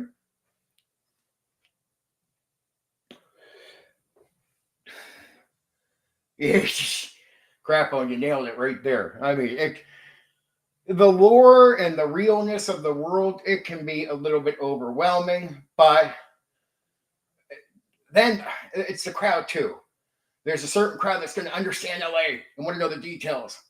And they're going to nerd out on stuff in a way that you don't see people like that usually play to the nerd stuff. Like it's like these wouldn't be normal nerds. No, not. But I'm like, what about LA? And they start telling me shit. I'm like, okay, shit, okay, fucker, you've been around, haven't you? It's like real people that have been around these places that LARP and do. It's like you talk to some of those players because I did a little bit of online World of Darkness and met a couple guys from LA. And then when I went with my ex to California, went there too and did some LARPing, World of Darkness. Look, put it this way. I sucked at LARPing, but when I got up there, the guys were so good and they loved me let's be storytelling. They loved me running the game so much. They said I had to come LARP and they'd make me look like a champion. And I got to say, I went and met with some goths and they know I'm not goth, but they were like, they made me look fucking brilliant. I had a great time. And I got to say, anybody who says those people are fucking assholes or snobs or weird goths, my experiences are fucking great. I just got to be real. When you're in with them, I don't know what it's like to be out, but when you're in with them, when they like you and you're treated like a fucking champion. I went in there as a non-goth and they said, we got you. You're the guy that runs our shit for us. We got you. No worries. Great fucking LARPing people. I wasn't a big LARPer either, but I did it for them because they were so fucking good to me. I wanted to hang out with them.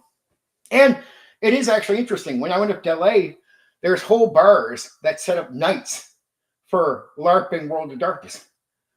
So you go into the bar, it's all vampires. It's all made for the World of Darkness. And we went to a few of them where it was certain nights where you do bar crawls where these bars are actually set up for the LARPing crowd.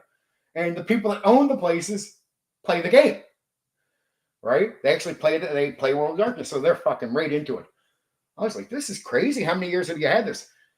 I'd say the D&D world is invested in. People forget just how fucking invested people are into the World of Darkness. And I also got to say, almost everybody was opposite of my politics. But we never talked about it. We were talking about World of Darkness. It was fucking great. Even if I heard them complain about shit, I just didn't care. It wasn't something I was going to make a fucking beef about, right? I had a great time. But we call this, as Black Rose knows, I call this after I do certain topics on things, we call this the witching hour. You never know. Because the witching hour, when I first started these streams with Black Rose, when I started back on streaming, the witching hour would bring crazy people in. So ever since we had some crazy people show up in the chat, we call it the witching hour to explain it's crazy time, right? I'd cover the thing and then we just have some psycho show up in the chat and be like, we'd all be laughing. I'd have to probably boot the guy out after a bit, but we'd have people just going nuts in the chat on this, right? I'd be like, Okay, that's when I wasn't. There's some of the haters, I guess, I had really showed up, and I was like, okay, sure. Yes. Oh, again, isn't there a Space Master as well? I have to look into that one. I'm not 100% sure. I know about Merp and the other one, Space Master. I gotta say, never really found that one. I didn't find that in the research because maybe my research was very specific, and I wrote all this last year, like in 2025. So it's all this is when I say pre-made. Holy shit! I did some editing on this just recently, but it was boom. It's a little past, yeah. We're sort of a little past. I would call that past. Usually the first hour is the clean part, but now it's more like topics because I'm doing all these topics now. So it's whenever we're done. Yeah, I sort of heard of that, but I didn't want to. I don't want to claim anything when I'm ignorant. I just don't want to. I don't bullshit people because you bullshit people, they'll fucking pull that on you right away. So you look to Space Master. What about? Calm down, dude. Oh, phew. Now you're fucking with me. Now I got to go see that. I covered Merp because I did Merp and I did just Rolemaster. I never did Space Master, but like as you see the list, I did a lot of stuff. But little reminder: so this Thursday is all casual talk like this, but we're aiming at Dungeons and Dragons, and I'm gonna talk about the undead, but it's still casual. So if you just like shooting the shit with me, that's a good night to show up, even if you're not big on the topic, just to chill and talk, right? Saturday is Aftermath, right? Old game, because that's what we cover on the games here. And then I'm going to cover something Sunday that is very popular, and I'm hoping to get a few people that are Pendragon people. Pendragon. Well, if you like Rolemaster, Don, if everything I talked about tonight you like and that appeals to you, I don't know if you know Rolemaster. Obviously, you've heard of Space Master. I would assume if it's anything similar, what people are saying, Space Master has cool spaceship combat, but it's more to Rolemaster. Yeah, you probably like the game. So it'd be a tough, grind simulating game, but with awesome, as he says, space combat system. I want to fucking know about that now. I have to fucking look into that now. Look what you're doing to me. But I don't mind. So it just, Pendragon, you're talking before you. I'm covering the whole thing, dude.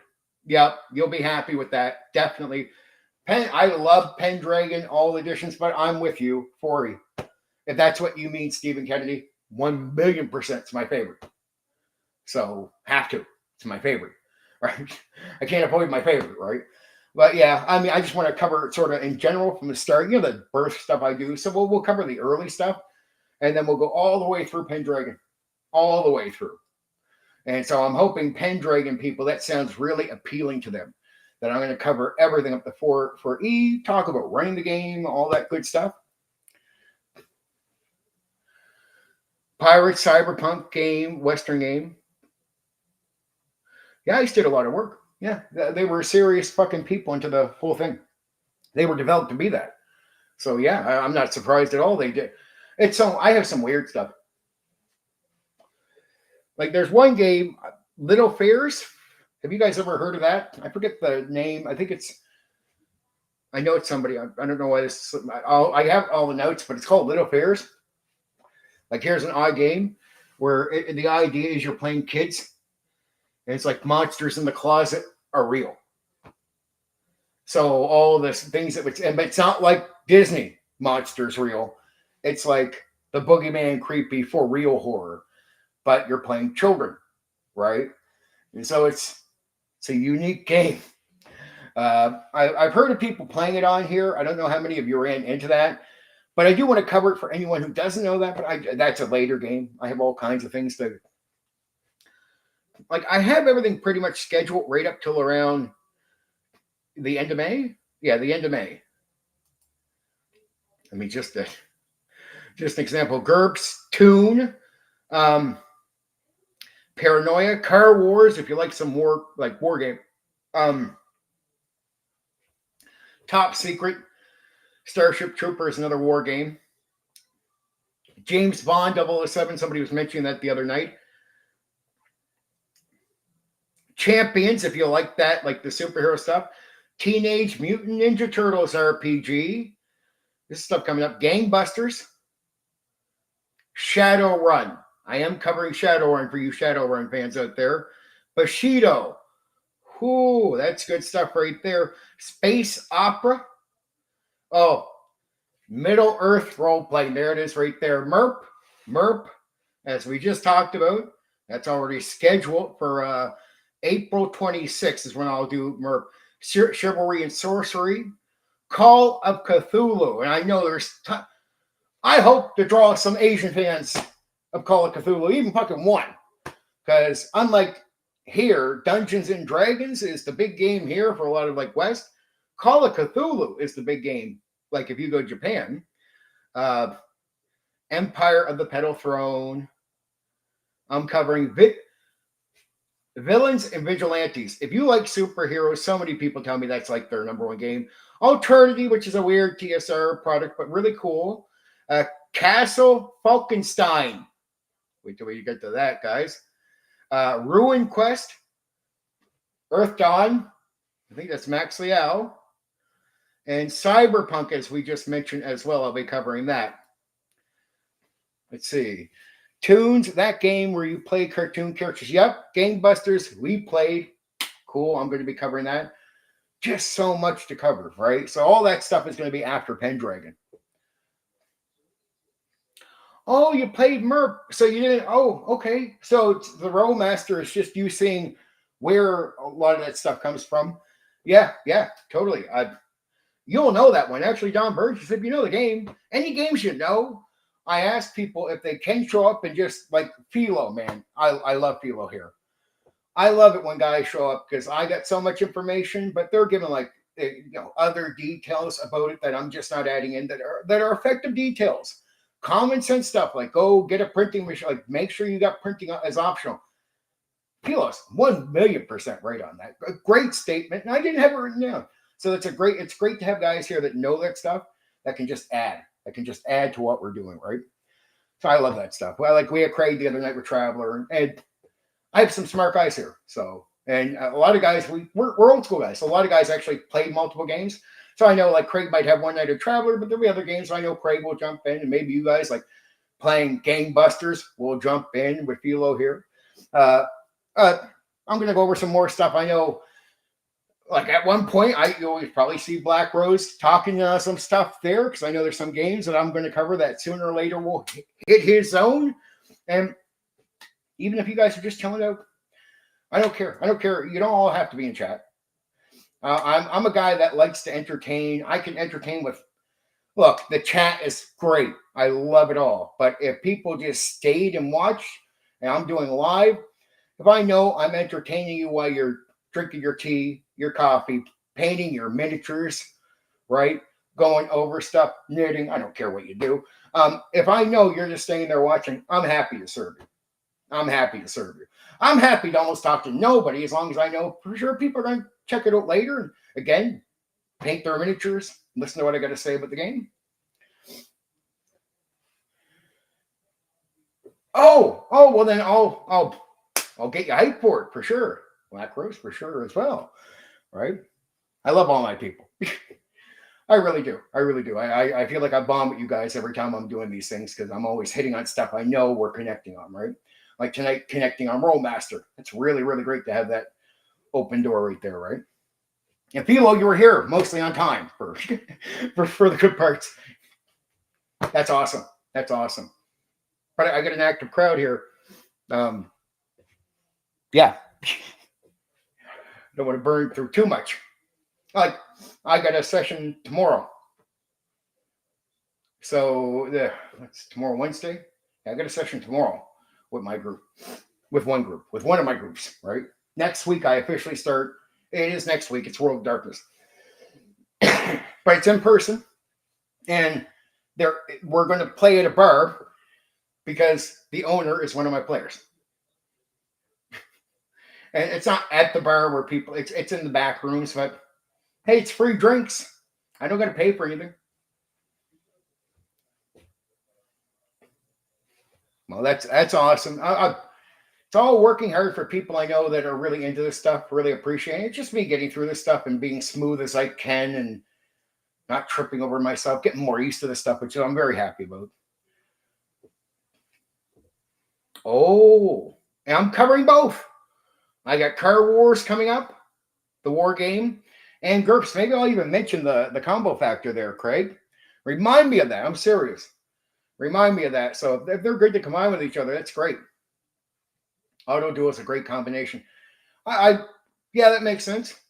So yeah, I'm covering both. So I going to the war games, I think people are going to appreciate because that's sort of a surprise.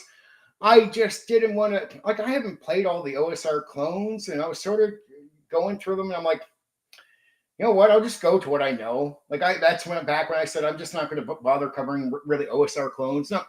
No offense against the OSR stuff.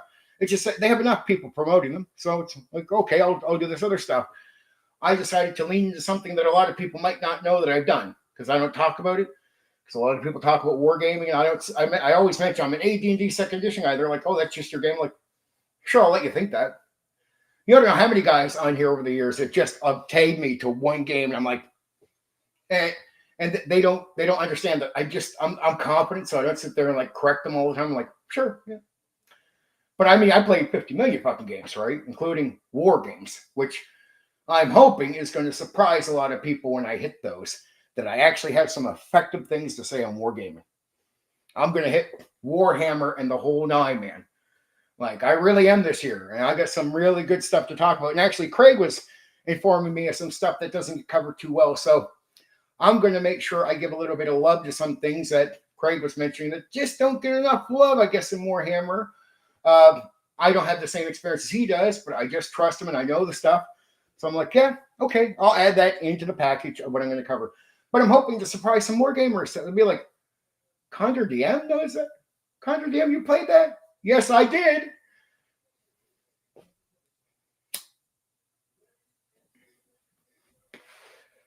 Oh, yeah. This is us being creative. That's what this hobby's all about, isn't it, Craig? Craig totally gets the hobby deep. He gets the hobby deep, which is beautiful because I'm a guy that likes to play around with rules and systems in ways where I'm told the exception is Rolemaster. It's the one game where I'm like, yeah, I don't want to be creative. I just want to have the good experience with it because it's hard to get there. You work for it. And I'm like, yeah, I don't need to put my own ideas in here. I'm fucking, this is the one game for sure where raw rules is written is something where I'm like, this is what the game is. To respect it and to enjoy it, you have to accept it that way. You have to. Warhammer is a big subject. It's a standalone franchise with 2 unique settings. If I don't get that stuff right, I'm going to get a stick up my ass from Warhammer people. But I'm told that, the war gamer community that I know here are much nicer guys to talk about it with. When I war game with them, but they still see me as a TTRPG person. But I'm very friendly with the guys. I know their kids and their families, at least here personally. And I'm told that even online, the guys are pretty cool. And I'm going to be covering facts. I'm not going to be covering shit that is going to offend them. I'm just hoping to cover everything right. It's like, but I'm actually at the same time, I hope to get a few Warhammer people like Craig, some other people here that can add. Like, hey, I can't mention everything. I'd have to fucking do a 10-hour stream. So I hope to get some guys here that are really like, oh, you could do this. What about this detail? Fucking mention it, dude. Yes, please. Because my idea is just to cover it so people understand it. You know what I mean? I want to teach it, understand it, pitch it, inspire people to want to try it. Inspire people that haven't played Warhammer or Car Wars for a while to go, shit. It's like, how I'm talking about these games and Black Rose knows what I mean. I've gotten him hyped on a few games where it's like, I get myself hyped. Talk about it and go, and they're like, shit, I haven't touched Car Wars. I got to go play Car Wars. I want that from people. I sincerely do. That's part of the success of these streams is hearing people constantly tell me, pretty consistently tell me, yeah, I heard your stream and now I got to go fucking play the game. It's like Heroes Unlimited. That's fucked my head. I talked to Squirrel that night, Squirrel Hermit. And I know he appreciates that game a lot. And I love that. I love that, man. Great guy. He's been around for a while. I really love that guy. He's a Heroes Unlimited guy. If I ever run something online with Heroes Unlimited, I'm getting him in the game. instantly. Because he does a little online. He's open to online gaming. So I'm like, yes.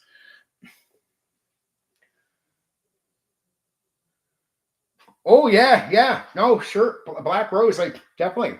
I already got some notes from Craig, and he can keep anytime, Craig, you come up with something you haven't mentioned to me, like, because I know your share too. It's like, oh, okay, never thought of that. Pound it away at me, dude. But yeah, Black Rose, I'd love to have a little one-on-one. We'll have a little chat on Discord, do our thing like we always do. Yeah, I take it all. So we can just get in there and go, what about this? I'll cover some stuff with you, sort of give you an idea of what I'm going to run down, right? And we'll see if we can fill some gaps there if I'm missing them to appease people and make it more fun. And also leave some areas that you like, okay, dude, when you get in chat that night, I'm going to cover all this, dude. How about you mention that in chat? Because that will be a chat that I know you'll know your shit and want to get in on saying some stuff like the other guys that helped me here. So that will be nights where you can fucking bang in with some information. We want to get that right? We're doing good. So yeah, I got all hype. Now Rolemaster's fucking got me going. I got Philo going. I hope to get Steve Kennedy has MERP and hasn't touched it. I'm like, Stephen Kennedy, geez, listen to, please be on. Stephen Kennedy will be tossing himself around, but I know he'll watch stuff later, even if he doesn't, because he likes to jump around to all kinds of different places. Steve Kennedy is the type of guy that gets around. I love the shit out of him though, so I don't give a fuck what he does or how he does it. Just when he gets the time, dig in, make sure that game, the MERP is the one he's going to cover, because I want to hype him up on his own game. Like, you got the books and you're not touching it, dude. I'll get you to fucking open that book right back open and have a go at it. I promise you. If you have it, that means you're probably interested in that shit. You're not loosey-goosey. Then you're good. I just got to get you there, right? It's all good stuff. I don't know. Pendragon is going to do the same thing to me. Aftermath is going to, crazy. See, every game is going to do this to me. 007 James Bond. I'm going to want to play that after covering it. I'm going to want to play Car Wars after covering it. I can't play them all, but I did when I was young. And this is why I was a fucking crazy addict with gaming, right? Oh, crap. Oh, no worries. I hope you enjoyed tonight, dude. Right? I really did. I hope you fucking had a good night with this. You go do your thing, dude. I appreciate your time. No worries. You didn't say sorry. You did me a favor getting here. I appreciate that. So, yeah. Whew, we had a good time, right? I'll be sticking here for a few more minutes. We're gonna reach a 2-hour mark and probably going to call it there. I don't want to say it's all over. Be saying some interesting shit. You never know before them here, but you never know. I do get hyped on everything. Again, Heroes Unlimited is just still in my head. And then I'm actually, I was thinking they're all talking about like Palladium games. So I'm like, I see Heroes Unlimited again. I post it. I'm like, yeah, it's a great game. And I'm like, because I want to go fucking play it, right? So it's like a great game. I want to go play. But World of Darkness, I covered that, and Black Rose knows that stream. It got me. Finally, one of the games I'm covering got me. I just said, because I guess one of the guys that play in real life popped by for a second, heard me talking, but it said afterwards, we got to play it. And I was like, okay, you got people? He's like, fucking rights, I got people. I was like, okay, what's the other pitch? We'll pay for everything. Okay, where are we going to do that? And I found it was at a bar, and there's a fucking free drink. I'm like, all right, I'm in. I'm in. I'm absolutely fucking in. I'm not a big drinker. Really not a drunk drinker. A little bit when I was young. But I do like to have a few drinks, a couple little sips, get the boom, because World of Darkness play is really active, and especially talking like this. So I like to get a lot of the players like to have a little bit of a drink. They like to have their fake blood. And a bunch of them will dress up for that night. So they know that I won't.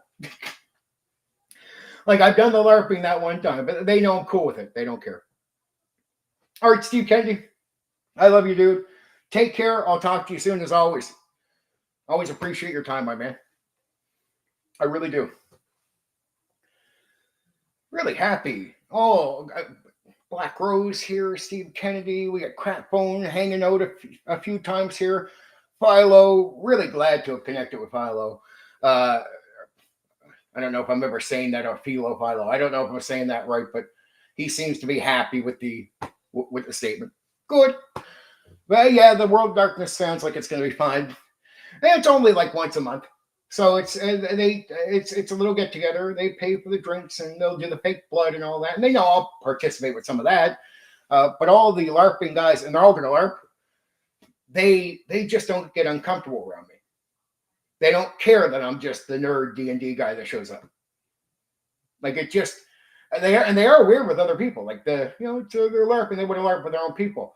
But because I'm the guy running the game, I'm one of their people, right? So they don't give a fuck how I show up, and they know my attitude. I've just known these guys for a long time, so they know I'm fucking super cool with everything. And I am a very down to earth. I make all the people around me feel at ease. Break the ice, talk, right? And these are guys I initially approached. I seen them. I actually went to this bar. We were actually working. I had to do stuff in the back. And I see something about World Darkness. And I'm like, dude, I looked over the guy. I was like, fuck, I love running that game. And he's like, you do? He's like, yeah, I've ran it for years. I know it all.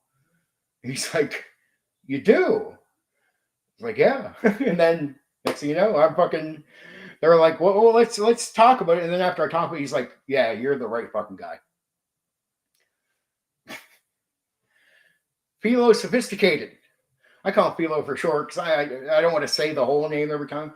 If you translate, it's very bluntly. Philo Sophisticated. Sophisticated guy, Norwegian. Oh, yeah, fellow Norwegian. How the fuck do I draw? It's not a complaint, Blackrock. It's not a complaint at all. But I'm surprised I do draw some fucking Norwegian people here. I love you guys. Love you fucking guys. It's like a pun. Oh, okay. Yeah. Cool. I like that. Because that works. We're good. So many other cool things. But I posted the list of all the other games I will for sure cover in that. So even if I didn't say live things, if you guys ever get nosy, you can go through my community chat and you just drag yourself down for a minute. Be patient. Probably post them again at one point. You can see all the other games that I don't have scheduled yet. Because I'm going to, put it this way. Here, let me jump over. This is how crazy I am because I'll be home and there's not much to it. So Shadowrun, I purposely want to run or I want to cover. That's May 3rd. Yes, I'm going to stream on my birthday. I'm going up before that. So the schedule is the guys can't take me out on that day. So they want to celebrate early. So it'll be on an off day from the streaming and stuff. So I already have sort of a birthday celebration. So I said, screw it. I'm going to be home. I'm going to be working then home. I'm like, let's do the game I wanted to personally do. I have a certain order, but I broke order for this one on purpose. I said, well, we're going to cover something on my birthday. It's going to be fucking Shadowrun because a lot of people either like it or want to hear about it. So I think Shadowrun is a very attractive topic. I really hope so that I get a lot of people here for the Shadowrun. Really would appreciate that because I know a lot of people play the game. I know a lot of people sort of heard about the game. And I'm like, well, dude, I'm going to do a bit more than tell you a little bit about it. Right? I'm going to tell you how it runs. I'm going to pitch it to you, promote it, talk about every part of Shadowrun. And I fucking love Shadowrun. People are like, yeah, really? Yeah, I love everything. That's the crazy part about me, right? So a lot of guys that are like, well, you don't like Mike? No. You ran into a rare guy. I love every different, like I don't like D&D DMs. I like the Traveler fucking runner. I'm like, yeah, I love both. I do both. So guys get just shocked when they're like, oh, you like giving up control? Yeah, but then I like having it. I like both sides of the coin. So I can definitely lean into control here because that's a bread and butter thing. But over with Traveler, I fucking love the reaction of players. Like me doing the reaction, I can do that with breathing air. And look, my consistency with Traveler is my players always trust it. So I'm just really good at making the world react properly for them. So they're very happy. And I don't never stick them forcefully in any situation ever. It's always the bad guys are across the street or the options here. What do you want to do? You see the sirens coming at you. But in Traveler, you always leave it open. But I love just seeing the epicness of the players trying to deal with their own heat that they created. Yeah, I'll definitely have a piece of cake on the stream. Yeah, definitely have a drink. I'll have a drink. I'll probably have a drink for sure. Like live, I have an actual drink. I won't I'll probably take off the label. Black Rose. I swear to fuck, I'm going to do this now that you just made me think about it. I'll have at least a good Labatt Blue. Inside, haha, right? You know what I'm talking about. So I'll have a Canadian Labatt Blue, right? That'd be fucking great. Be fucking great. And I'll have a drink of whiskey too, probably. I prefer hard liquor, but I do like beer. I do like good cold beer. The only beer I can drink warm and not care, ironically, is Budweiser. I don't know why. And outside of the Labatt Blue and Budweiser, I like light beers. Not light because they're weak. Like I just like the flavor of light beers. Oh yeah, we'll have a proper drink toast that night because I'm not doing anything the next day, so I'm free. Fuck the world of Labatt Blue, but I'll get like look at the fucking label and all that shit so you can see what that's. You know what it's all about? Maybe then you'll dig it up somewhere or something, right? Maybe I could even get the recipe or some shit for you. I don't know. And you'll figure it out. But I figure for sure, just because that's a little gimmick we've had for a long time, we'll have the Labatt Blue. But I like whiskey. But if I'm going to have beer outside of Budweiser and Labatt Blue, it's just like Corona, the Corona beer. I love Corona for flavor, purely for flavor. Because I like light beers. I don't like really dark draft beers, but I like Budweiser. Not the Bud Light. I don't do that shit. But Budweiser and whiskey. I like Crown Royal. If I'm going to drink. Yeah. I know you went and looked for it before and had a hard time. But I think we're at the 2 hours. Oh, we are. Okay. That's all right. I hope everyone enjoyed the stream that hung out with me. I appreciate all your time. I love y'all. I love you, Black Rose. I love Philo. I love y'all. You know I do. So take care of yourselves. I'll be making videos. You'll see me sometime tomorrow. And then it's going to be a good sit-down casual night. And it's going to be a topic, Black Rose, you can dig into. Just Dungeons and Dragons, the Undead. General. Thank you, Philo. I appreciate it.